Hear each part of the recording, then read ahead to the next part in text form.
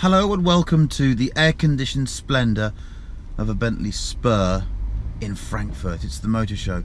Many of my colleagues wince at this place because it's so big and there's so much walking to do, but it's kind of unmissable this time around. There's some great metal. We're going to go and have a look around. You can probably tell I'm using one of these handheld gimbally things because Neil's at home working hard, so you'll have to bear with me, but you'll get a good look at the latest metal.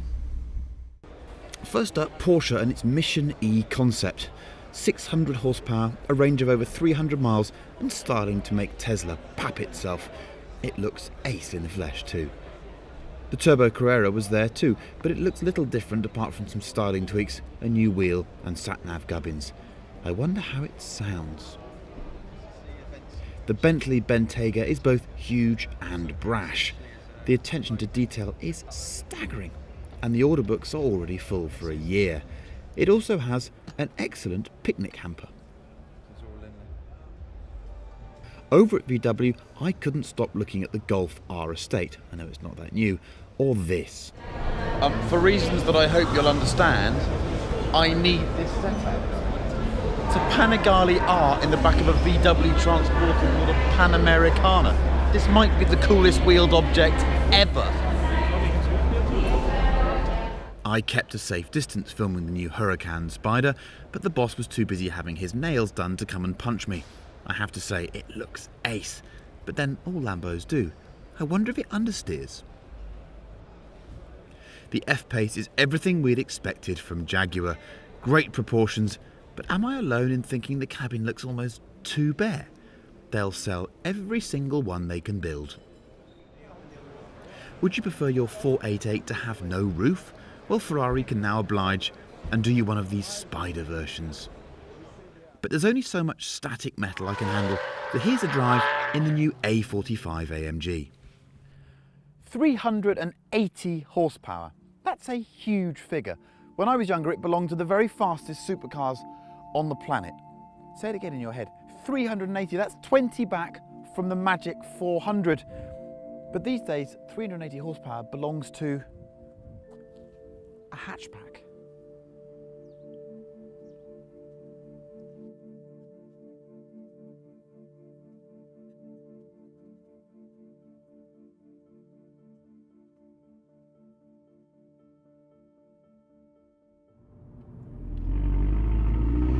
It seems quite strange to be driving a revised A45 AMG because in my mind it's still a very new car. Anyhow, what was, when it was launched, one of the more extraordinary four-cylinder powertrains that I'd ever driven, or anyone had ever driven, has now been revised because the world has kind of caught up, hasn't it?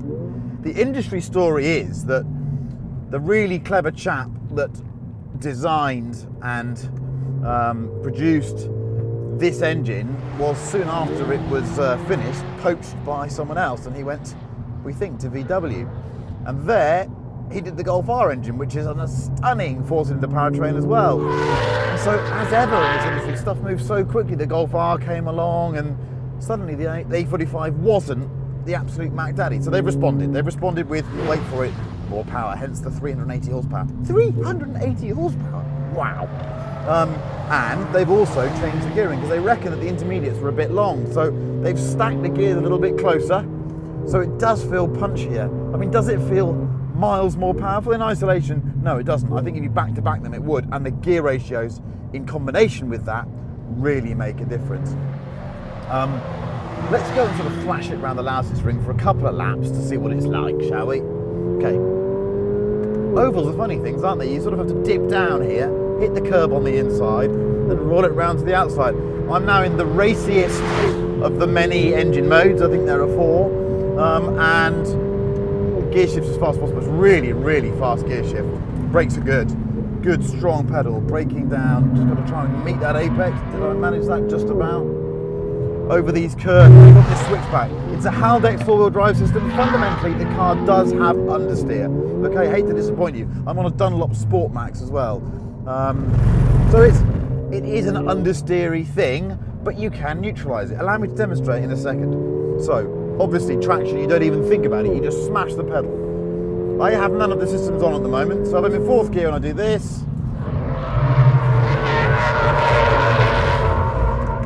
then we get quite a lot of oversteer. In fact, we can do it here as well. So it is a little bit adjustable, which I like. You have to be quite aggressive with it. It's mighty, mighty fast. Does it feel like a sort of Nissan GTR 4 drive system? No, it doesn't. It's the old Haldex, but it's kind of the only solution for a transverse engine front wheel drive car. It's a good little circuit, this, you know. It's a good little circuit. Steering, really pleasant. I like the weight, I like the speed of it too. Oh, what does it do here? Oh, yeah, does that there. Wow. Yeah, it's a monster little package. Of course, a dry racetrack is not its favourite place. Where we need to really exploit this car is, of course, a sort of damp B road in the UK, where I suspect it would leave most things for dead. Does it do enough to stay ahead of the much cheaper Golf R? I'd want to drive them back to back, but it's quite a step on. It's quite a bit quicker, I will say. What about this Focus RS at 28 grand? I think that's going to shake things up a bit, I really do. What's that, fourth gear? We bung it in here.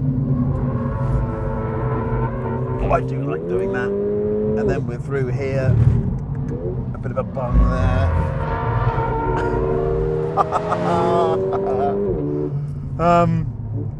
It's not a cheap car, the A45, but as a compact, fairly discreet, very fast machine, I can see why it's so popular. I really can.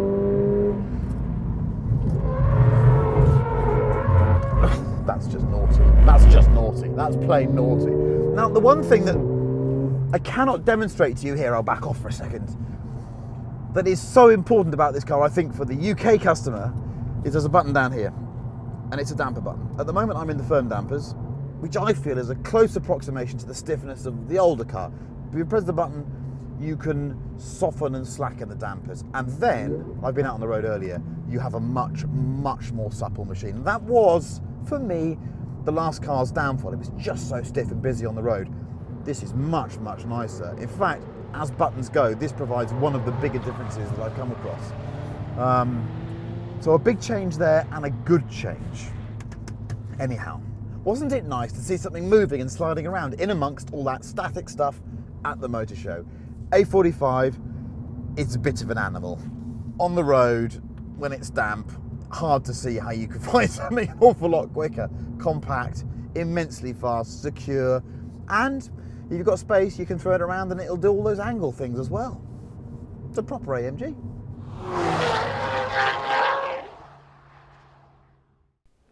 And now back to the show. The Ford Focus RS is going to cause mayhem in the hot hatch market. 350 horsepower and just over 28 grand. They'll be fighting on the forecourts. Still think the first gen car is the best looking of the lot though. The best concept of all was this Honda Project 2 and 4. It uses an RC123V MotoGP engine and weighs 405 kilograms. It's perfectly bonkers and straddles that fast bike, fast car space like nothing else. Hello, now I need you to have a look at the size of this BMW stand. So I'm going to walk you through it because it's amazing. Watch this, okay? That's lots of minis.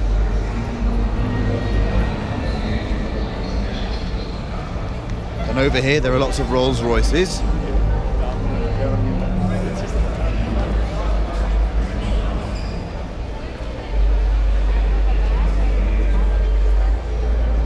So, oh, there's all the I stuff. I.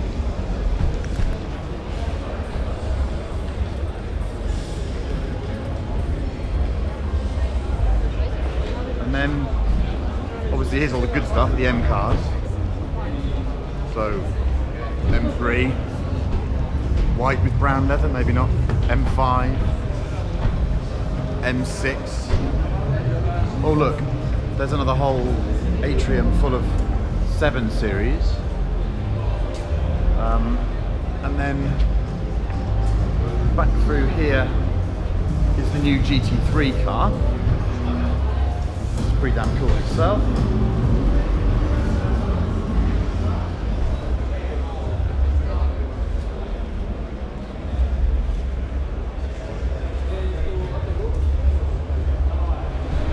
I think you'll agree that's quite a lot of motor show stand. I was told to go and look at the Nissan Grips, but it's another massive crossover thing that doesn't really interest me, so I wobbled along to the Alpina stand and dribbled over this old B7S Turbo. It really is perfection. And these pictures accurately show how difficult it is to get anywhere near the new Alfa Giulia. This QV version does 190 miles an hour, 0 to 60 in under 4 seconds, and they say it'll lap the ring in 7 minutes 39 seconds. Wow!